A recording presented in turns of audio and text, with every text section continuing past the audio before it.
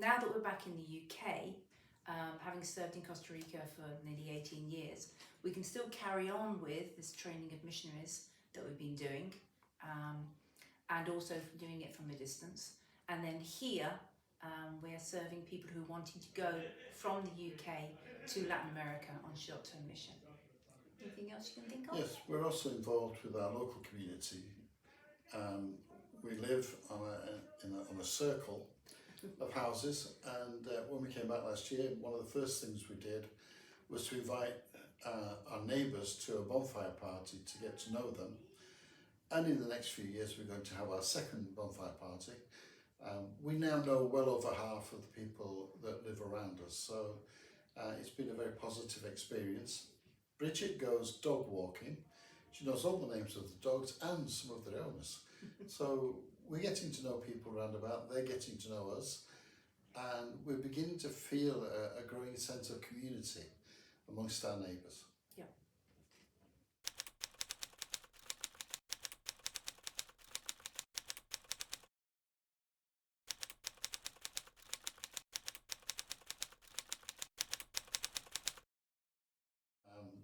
We were members of a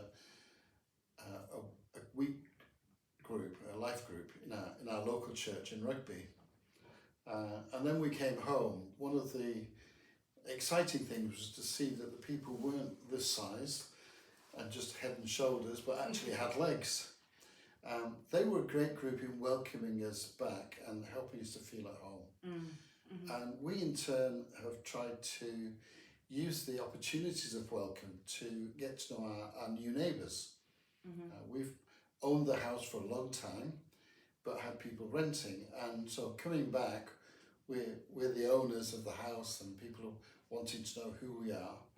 So we found different ways of making contacts, one of which is a bonfire party, and we're about to have our second one. Another is just doing acts of mercy to our neighbours, sharing things. Bridget shares her time. I've shared tools with neighbours That's right. to show our concern for them. Yeah, and for me, I love going walking. We don't have a dog at the moment, so I go and meet other people's dogs and get to know their owners as well. Yeah, I suppose for us, it was we moved back and people going, well, who are they then, you know? And so I've been trying to therefore make connections with people. Quite a lot of the people in our close are retired and have had quite a lot of time on their hands.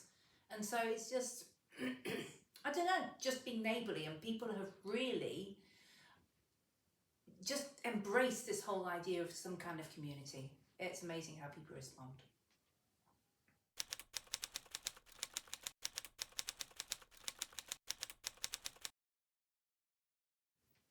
In the next 6 months, we will be completing an agreement with an American university, with our university in Costa Rica, in order to get convalidation of our courses, or accreditation of our courses.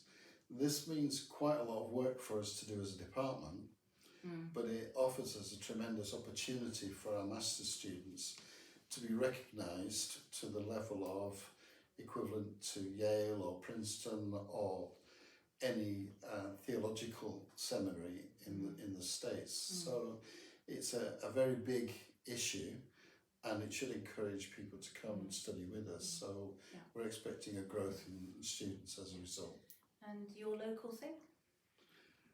More locally, I'm going to be involved with, hopefully, Rugby-wide churches, forming a group to study deeper than what you can usually do in a Sunday morning or Sunday evening service. So we're calling this Rugby Underground, and for 3 months in the new year, the idea is to do a series of teaching on the whole principle of the Jubilee, but not as a preach, more as an introduction, an investigation, feedback, discussion, debate, bringing in certain experts to look at different areas, like the area of the legal area from a legal friend, and to try and get people to think more deeply about what it is to be a Bible believing Christian. Yeah, and for me, I appreciate prayer for my role in the programs team directly with Latin Link, sending people to Latin America. But also I'm feeling I want to be involved something more in rugby with people, whether it's a food bank or I don't know, there's a women's refuge, this kind of stuff, to be involved with people. I'd appreciate prayer for God's guidance in that. Thank you.